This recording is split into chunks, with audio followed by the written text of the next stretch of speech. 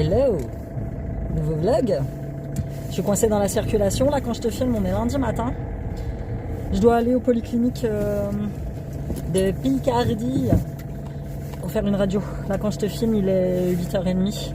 Je suis sortie un peu plus tôt parce que le lundi matin, en plus, à cette heure-ci, c'est même pas la peine. Ouais, j'étais... Putain, un monde de fou.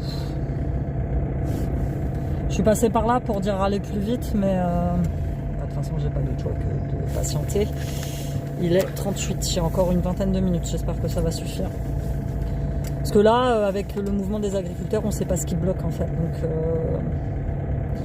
après, j'arrive en retard, c'est tout. De toute façon, je peux rien y faire. Mais ouais, je vais faire ma radio parce que là, le doigt, la main, là, c'est redescendu au niveau de ma main, c'est insupportable. Dès que j'arrête même pas, là, même les antidouleurs, ils me font rien. Donc, puis j'ai plus de médicaments pour protéger mon estomac, donc j'ai arrêté de les prendre.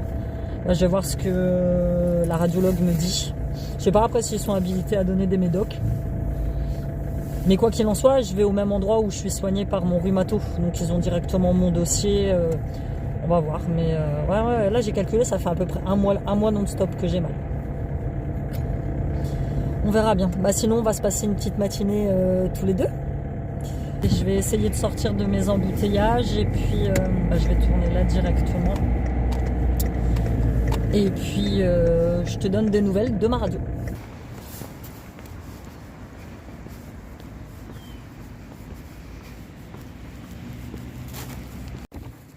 Bon, radio faite. Moi qui pensais voir un médecin pour qu'il puisse me dire quoi que ce soit, que dalle. Je prends rendez-vous avec une radiologue qui s'appelle Madame, je sais pas quoi, Bouillu. Arrivé là, je passe ma radio avec trois messieurs très gentils. On file la radio et on me dit au revoir. Voilà, donc j'ai repris rendez-vous avec mon médecin traitant demain pour voir un petit peu. Là, j'ai juste la radio et le compte rendu, il est dispo cet après-midi sur le site internet. Il faut se connecter avec des numéros. Donc j'ai pas plus de... Alors ce soir, je vois déjà le docteur pour les bouchons d'oreille à Ciliane et demain matin, je retourne le voir pour moi. Bon, je vais quand même ramener mes radios ce soir. On va voir s'il peut me prendre en même temps. Ouais, il pèle ce matin. Hein. Il pèle. Mais bon, ici ça va, c'est rapide. Moi j'aime bien cette polyclinique là. Mes parents ils préfèrent la clinique à côté. Ils préfèrent la clinique de l'Europe, Pocher. Mais moi j'aime bien celle-ci, ça fait des années que je viens là. Donc écoute, là je dois passer à Intermarché pour aller chercher des graines de sésame et je ne sais plus quoi. Et puis action, verre mesureur. Hier je fais mon porridge, je pète mon verre mesureur que j'avais depuis 20 ans, qui était très bien, que j'adorais. Du coup j'étais obligée de demander à mes fils d'emprunter celui de mon ex-mari pour pouvoir leur faire des gaufres au goûter. Mais je peux pas rester sans verre mesureur parce que j'en ai besoin pour tout et n'importe quoi. Donc allez go, on y va, on se casse. J'ai fait valider mon ticket.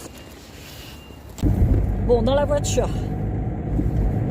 Ah, j'ai un truc là que je viens de vous tourner une petite story Insta dans laquelle je vous explique un peu ce matin pour la radio. Et puis où je vous expliquais que j'avais de plus en plus de facilité à dire que j'étais créatrice de contenu en fait. Parce que quand je suis rentrée pour faire ma radio, il y a le monsieur très gentil, beau gosse en plus, le radiologue, très charmant, on va pas se mentir. Il me dit, vous vous êtes fait ça comment? Et je lui dis, en fait, je suis créatrice de contenu. Il me dit, ah bon? Je fais, oui. Puis je pense que c'est à force de tenir mon téléphone comme ça. Tu vois, il y a quelques mois, j'aurais dit, je suis créatrice de bijoux. Et sans tenant mes pinces. Mais là, je sais pas pourquoi, j'ai sorti créatrice de contenu. Ah, il me dit, ah ouais, sur quoi? Je dis, sur YouTube, sur les réseaux sociaux. Il me dit, vous créez quoi comme contenu? Je dis, des vidéos, des réels, des posts, des photos. Il me dit, ah, ça a l'air sympa. Tu vois, il y a encore quelques mois, je l'aurais pas fait.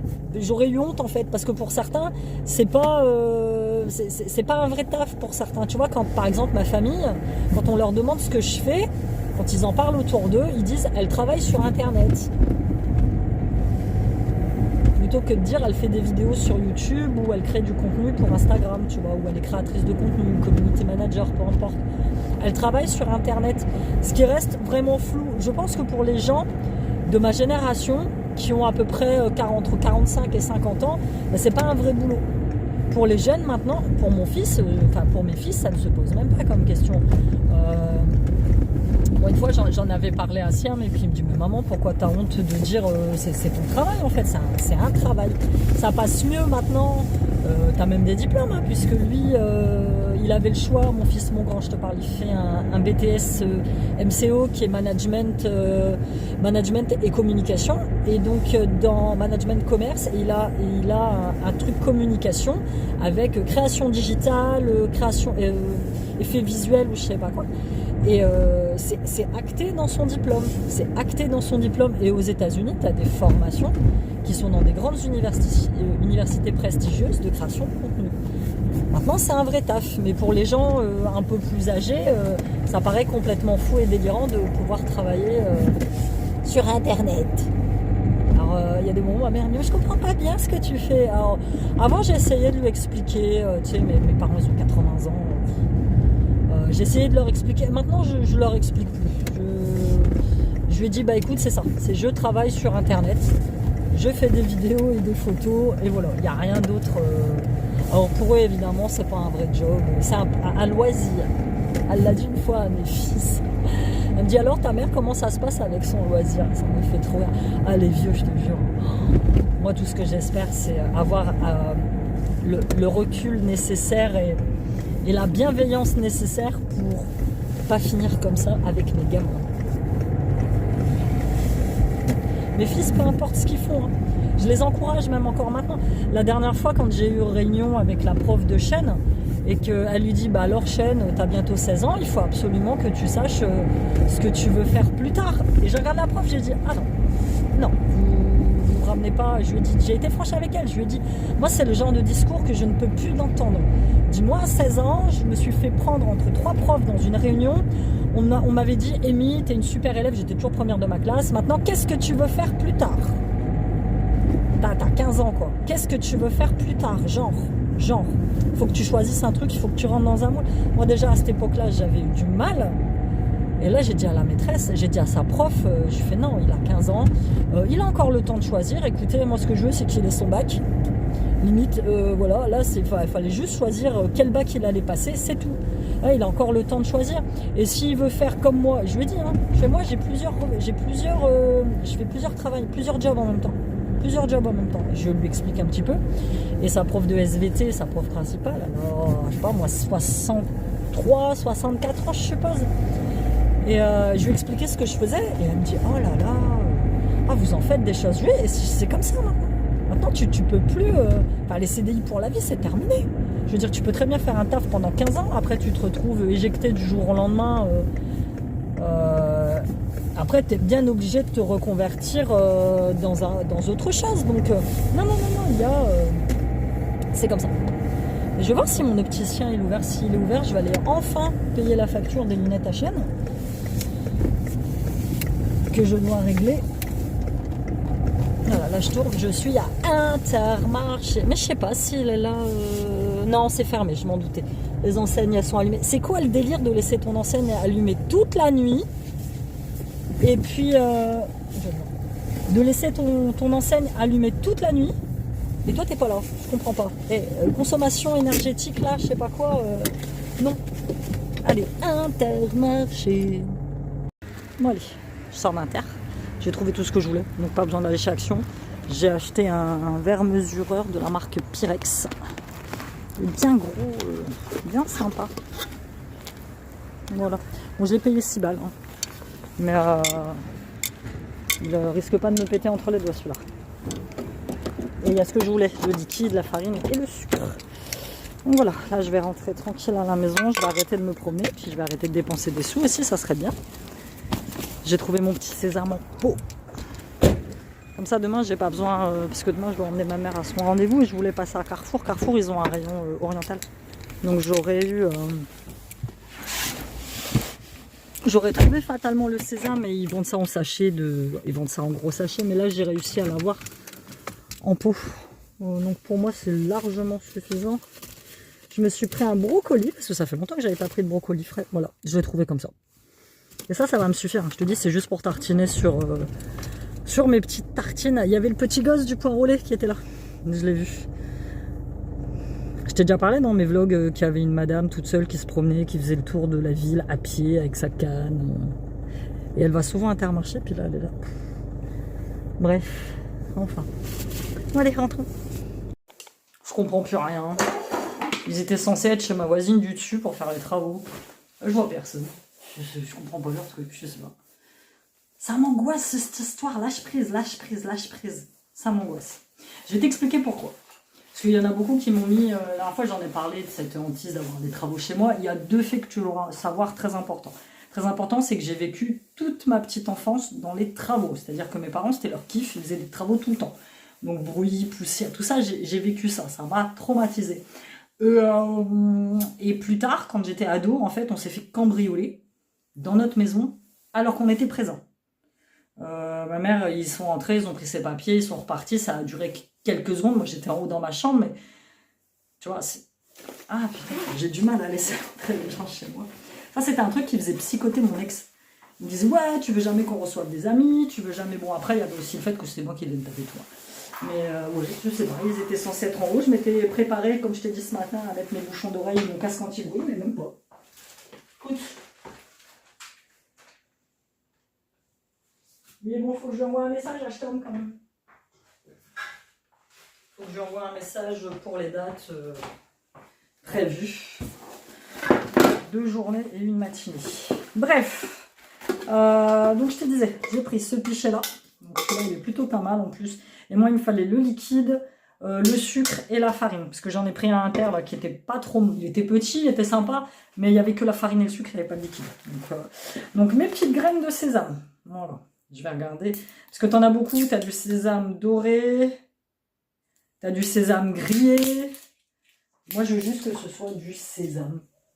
Tout simplement. Et on va avoir plein les dents. Du sésame. Voilà, nickel. Je vais pouvoir le ranger là dans mes petits pois épices. Alors, mes pois épices, c'est un vrai sketch. J'avais dit quand j'arriverais que j'achèterais un beau petit truc pour mettre mes épices, mais en fait non, j'ai pris une boîte en plastique de bonbons, en fait, et je mets toutes mes épices dedans, tout simplement. Des petites éponges grattantes, parce que j'en avais plus, j'ai trouvé ma patate douce, et encore j'ai bien fait d'y retourner, la première fois je ne l'ai pas vue, en fait elle est au niveau du rayon bio à côté des fruits, donc la patate douce est considérée comme un fruit chez l'Intermarché, c'est étrange, je sais pas trop. Petite patate douce, que je vais me faire avec... Et brocoli, ça fait longtemps que je n'en avais pas pris. Donc ça va faire du bien. Donc voilà. Tant que je te tiens, petite réflexion du jour. Nous allons aller tirer un petit papier. Sinon, à ce rythme-là, je devrais commencer 2024 que j'ai pas fini 2023. Là, je suis en train de dégager ma desserte là pour pouvoir en faire une espèce de bureau mobile.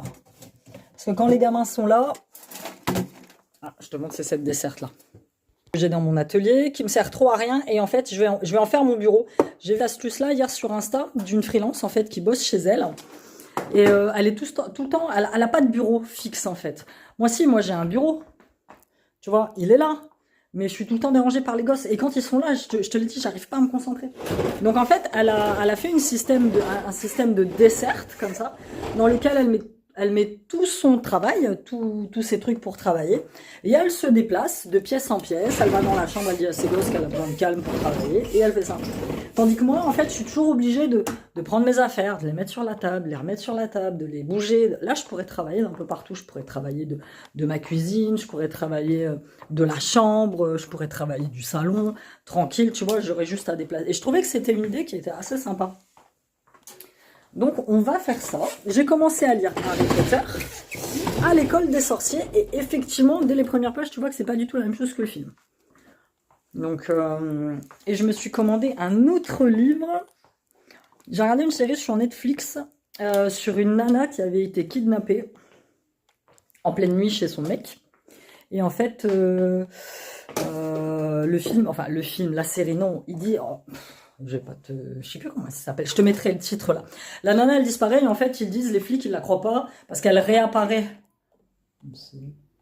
Elle réapparaît 3-4 jours plus tard, et en fait les flics lui disent qu'elle a joué à la Gone Girl. La Gone Girl c'est le film de Ben Affleck où la nana elle découvre que son mec l'a trompée, et elle se casse en se faisant passer pour morte et en faisant accuser son meurtre son mari pour se venger. Et en fait cette nana non, réellement elle a été kidnappée. Enfin, le reportage, enfin le docu, il est sur 3 épisodes, et franchement très sympa. La meuf, elle a vécu une horreur quoi. En plus, elle a été violée par le gars et tout. Et moi, j'aime beaucoup ce film Gone Girl, j'avais déjà vu. je trouvais glauque, laisse tomber. Et c'est inspiré d'un bouquin. Et donc, du coup, le bouquin, j'ai réussi à le trouver sur Vinted. Voilà. C'est au gré de mes inspirations, hein, les livres que je prends. Donc, je te rappelle le principe. Mon pot à mots, enfin mon pot c'est plus un pot, c'est une boîte à mots de 2023. Je t'ai mis dedans toutes mes réflexions de l'année. Et avec pour but, en 2024, d'ouvrir chaque jour, enfin à chaque fois que je te ferai un vlog, un petit mot. Et de te dire ce que j'en pense des mois après. En fait, voilà, j'ai pris mon petit papier. Faut que je regarde quand même. Alors, tout simple, tout basique. Je me suis acheté une nouvelle table. Ça a l'air con comme ça. Quand j'ai emménagé ici, c'est mon ex qui, lui, de base, s'était acheté une table. Et je devais emmener celle qu'on avait dans le salon. Le problème de celle qu'on avait dans le salon, elle était vieille, elle a été démontée plein de fois. Et lui, il m'avait dit, voilà, tu la prends, tu te démerdes. Je me voyais pas la démonter, tu sais, je suis pas une as du bricolage, tout ça. Donc, à côté, j'avais acheté pour me dépanner une petite table sur le Bon Coin, je crois que j'ai payé ça 15 balles. Elle nous suffisait, sauf qu'elle était en mauvais état, dans le sens où, en plein milieu de la table, il y a une espèce de tiroir pour ranger tes couverts. Le truc, elle était pété, et du coup, la table, elle était chambranle, elle n'était pas assez grande. Elle nous a dépanné au début, et une fois, on va faire un tour avec Siam à But pour s'acheter une vitrine, pour lui mettre ses robots, ces petits bonhommes là. Et on passe et on voit une belle table, c'est une table d'expo, mais bon, de base, elle valait quasiment 400 balles. Et je la vois à moitié prix, 200 et quelques, table d'expo. Et Siam, il me dit, waouh, elle est sympa la table et tout, en blanc, en gris. Je dis, bah ouais, il me dit, allez maman, prends-toi la table, franchement, t'as mis de l'argent de côté, prends-toi la table.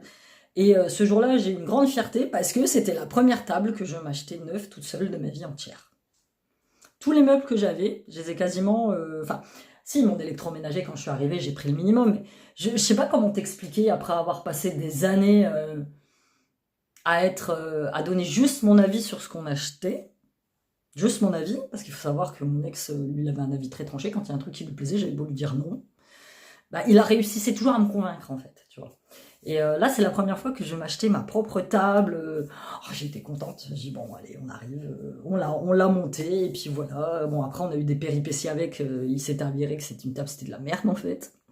On a dû rajouter des crochets, enfin des espèces d'équerres en dessous pour pas qu'elle s'écroule. Bon, là, elle est solidifiée, il n'y a rien à dire. Je sais que fatalement, dans quelques mois, il va falloir que je la change. Mais voilà, c'est cette fierté d'acheter par toi-même quand t'es maman solo et parce que tu peux. Moi, comme je te l'ai dit, avant de... Putain, j'ai un truc là qui me gêne. Je te l'ai dit ce matin. Quand j'ai emménagé ici, moi, mes peurs, c'était de pas y arriver. Il a fallu que je rachète tout. C'est simple. La seule chose que j'ai emmenée de chez moi, de mon ancien chez moi, c'est ce meuble blanc. Le meuble blanc qui est là. Tout le reste, tout ce qui est dans ma cuisine, j'ai racheté. Qu'est-ce que j'ai emmené de mon ancien chez moi? Le meuble télé, il était dans la chambre de mon fils. Mon sèche-linge. Tout le reste, si, la bibliothèque noire. Tout ça, il voulait l'acheter, j'ai dit non, je la garde. Tout le reste, j'ai racheté. Ici, dans la chambre de mon fils, ce que j'ai ramené de mon ancienne maison, c'est cette petite commode-là. Tout le reste a été racheté neuf par mois. C'est la table là que je te parle. D'ailleurs, il faut que je change ma nappe. J'ai reçu, je voulais te la montrer. Ma nappe rétro, je t'en avais parlé. Elle est trop belle. Ça change, hein, et ça ira bien avec mon mur bleu. Donc ça, il faut que je la mette après. Sinon, dans le salon, je te dis, à part le meuble télé, j'ai tout racheté neuf. Ici, dans ma chambre, le lit, je l'ai pris. Non, le lit, je l'ai racheté neuf. De chez moi, de mon ancien chez moi, j'ai ramené ma petite table de chevet qui était là. Ça ici. Ça, la commode blanche, je l'ai récupérée parce que c'était la commode de ma mère. Ces meubles-là. Ça, de toute façon, il ne voulait pas le garder, il est hyper lourd. Tout le reste, ça, c'est de la récup. C'est mon père qui a récupéré des petites étagères comme ça en palette et qui me les a filées. Tout le reste, j'ai racheté neuf. Ici, là, dans mon dressing, tout est neuf. Bon, bah, ça c'est cool. Sauf cette petite étagère-là que j'ai récupérée. Dans la chambre de mon fils, à part le petit coffre à jouer qui est là, et cette espèce de faux bureau, tout a été racheté neuf. Et dans la salle de bain, c'est pareil. Dans la salle de bain, non, j'ai récupéré mes meubles de salle de bain parce que de toute façon, il voulait les jeter, ça lui plaisait pas. Donc, j'ai récupéré celui-ci. Ça, c'est une espèce d'étagère qui va sur la commode blanche, mais que j'ai mis là. Sinon, tout le reste, j'ai dû tout racheter. Pareil dans les toilettes. Gros défi quand tu déboules. Mais c'est bien. Et puis dans mon atelier, j'ai récupéré ce meuble-là. Parce que de toute façon, c'était mon meuble d'atelier. Donc, je l'ai récupéré. Et ça, c'était des petits meubles en palette. En fait, mon père habite à côté de Carrefour. Et à Carrefour, de temps en temps, ils balancent comme ça des espèces d'étagères dans lesquelles, je sais pas, ils mettent leurs légumes. Et lui, il les récupère, il les retape. Et ça m'a super dépanné, en fait. Et ça me dépanne encore. Donc, système des récup, quoi. Donc, du coup, j'en ai fait quoi du papier? Je l'ai jeté? Ouais, je l'ai jeté. Et c'était ma grosse peur d'arriver ici et de me dire oh, comment je vais faire pour me meubler? Comment je vais faire pour me meubler? Les électroménagers, j'ai tout racheté neuf. Là, je cherche là un meuble. Je cherche un meuble qui prenne cette place-là pour pouvoir mettre mon four et pour pouvoir débarrasser mon meuble blanc qui est là. Mais ça, c'est pareil, c'est avec le temps. Là, quand ils vont venir refaire les fenêtres, bah, il va falloir que j'enlève, il va falloir que je réinvestisse dans les trucs pour mettre mes rideaux. Il va falloir que je reperce, que j'achète des crochets, que j'achète tout ça, que j'achète des rideaux neufs. Parce que là, c'était du provisoire, en fait. Là, si tu veux, j'ai des rideaux, en fait. Il n'y a pas de tringle à rideau. Tu vois, tu vois, le rideau, il tient comme ça. Et les gars d'avant, ils ont carrément mis des clous sur les fenêtres. Alors que normalement, ce genre de truc, tu peux pas les percer. Logiquement. Donc, tu vois, je vais devoir réinvestir dans tout ça. Donc, mais je sais que je vais y arriver. Dans mes vidéos où je parle de ça, d'économie, d'anticipation, t'as commandé... Ah, c'est un truc Vinted qui a été envoyé. J'ai quelques-unes qui me mettent « Amy, t'es courageuse, moi je sais pas comment je vais faire, je suis en pleine séparation. » Tu vas y arriver, meuf, tu vas y arriver. Ça va te faire flipper au début, mais finalement c'est un super challenge. Et une fois que t'as réussi, crois-moi, t'es super fière de toi. T'es fière de toi une fois que t'as réussi, crois-moi. Hein. Et ça, c'est mes gamins qui me le disent. Hein. Ils me disent « Mais maman, parce qu'il y a des moments, je suis là, oh là là, j'aurais bien aimé... améliorer ça, mais ils me disent non mais attends, t'as déjà fait tellement de trucs, sois contente un petit peu. Et je suis contente parce que j'ai beaucoup amélioré ma vie. Pour rien au monde je retournerai à l'envers. Enfin, je reviendrai dans le passé. Pour rien au monde, mon Dieu. Pour un gars, tu rigoles, sérieux. Et j'ai vu un truc sur Instagram et ça m'a fait rire. C'était, oh putain, la citation, elle m'a fait réagir. Et la citation, ça disait je suis célibataire depuis un bon bout de temps et ça se passe plutôt bien. Je pense avoir trouvé la bonne personne, c'est-à-dire moi-même. Je pense que ça va coller sur le long terme. Je suis la personne de ma vie. Et c'est exactement ça. J'ai trouvé cette citation tellement inspirante que voilà quoi. Je cherche même pas, je veux dire, ça m'intéresse pas, je suis tellement bien en ce moment avec mon célibat, avec tout ce que j'ai pas envie de... Alors il y en a, ils vont me dire, ouais, mais tu surjoues, t'es aigri, tout ça, mais je m'en tape en fait, je m'en tape. Je ne suis pas aigrie, je suis heureuse dans ma life telle qu'elle est actuellement. Tu vois, j'ai envie d'un truc, je le fais. J'ai envie de sortir, je le fais. J'ai pas besoin de... J'ai envie de me balader à poil chez moi ou j'en sais rien, de bouffer au lit ou le dimanche matin. Je le fais, j'ai rien. Enfin, il n'y a personne à côté de moi qui me dit tu fais quoi?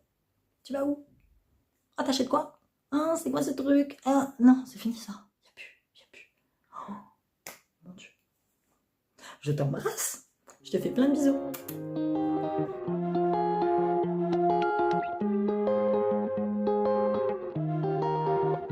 They say love don't cost a dime, don't cost no money. Sometimes I be out of it, don't wanna see nobody.